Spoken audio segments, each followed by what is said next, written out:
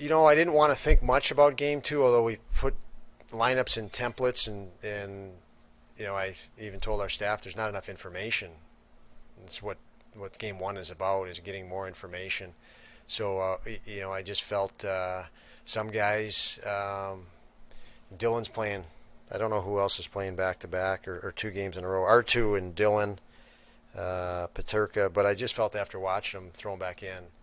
Um, there's you watch in practice and you guys see that there's an execution level in practice, and then you watch a game and there's no execution level, and so you can practice is kind of you can see what their potential is more in practice and see what they're capable of, but then the actual comes out in the game, and there's a you're constantly gauging that on the coaching side is when are what we're working on going to be applicable to the game, when can they execute that at a game, and it's more games. It takes them more games. So when I watched the other night, I thought, Dylan didn't look like himself, and he probably needs more games, and he'll get to that. And so I threw him back in, for that reason, and then other guys a little bit along the same lines.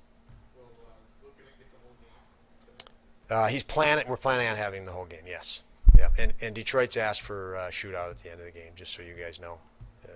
And just to make sure, any of the guys who have not played a game, are any of them have new injuries, or it's just this is the way you want to do it? I'm thinking like Yeah. those guys who haven't played.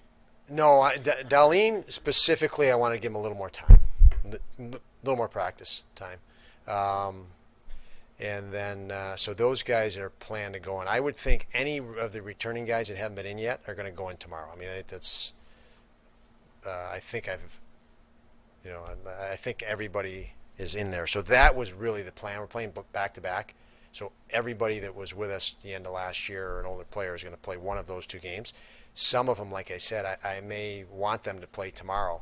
If they don't look exhausted, but it's a timing issue and a rhythm issue, I may just throw them right back in there, if they didn't look good tonight, to have them play another game right away. Then we have another set of back-to-backs, with a lot of time in between the opener and those back-to-backs with only one game. So that, just so you guys know my thinking, that might be a good time to play players back-to-back, to give them that back-to-back conditioning and feel, because we have a lot of time for the rest after that.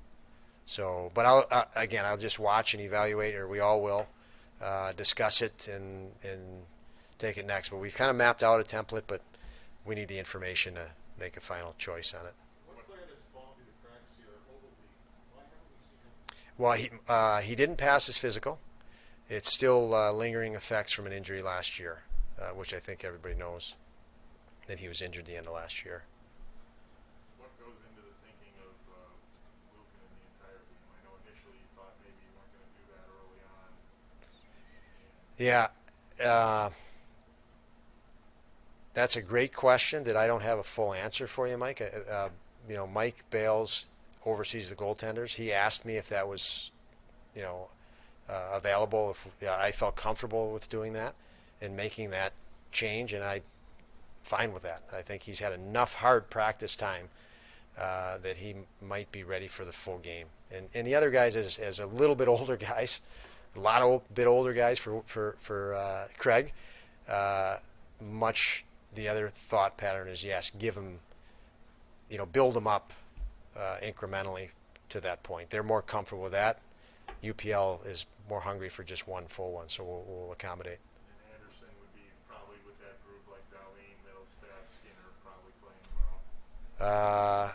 I can't remember. I apologize who we actually have in there tomorrow, but I'll get that to you if you're interested. What do you think of these random shootouts after being 3-2? They asked us. I said that was fine. They're home games, so we applied. I don't expect we do it. We're going to do it at home.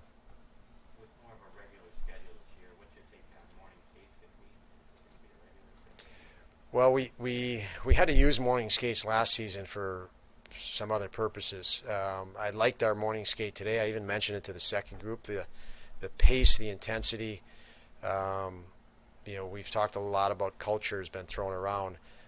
we want to approach every skate with a real business-like approach and push it. I thought our morning group did that, but it's really going to be day to day. I'm